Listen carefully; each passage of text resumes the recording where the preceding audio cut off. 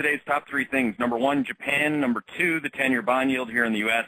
And number three, the precious metals market, which is an interesting one this morning in particular. First on Japan, today's the last trading day for the Japanese stock market, and it closes up at the year-to-date highs. I guess that's only fitting, up 0.7% to up 59.3% for the year-to-date.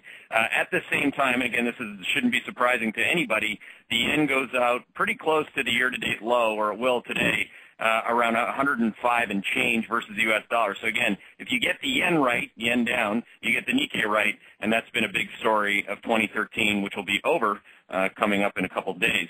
Point number two, the 10-year bond yield testing 3.00%. Why does this matter? Because, of course, the year-to-date closing high for the 10-year bond yield was 2.99% on the 5th of September, ahead of the Fed deciding not to taper the first time. So now we're getting above that line. So again, if you break out above here, that would be very bullish for bond yields, bullish for stocks, bearish for bonds, obviously. Again, 3.05% is now immediate-term trade resistance, so we would consider it probable. So again, manage risk around a probable scenario that the 10-year bond yield does make a higher high versus the year-to-date closing high of 2.99%. Finally, precious metals.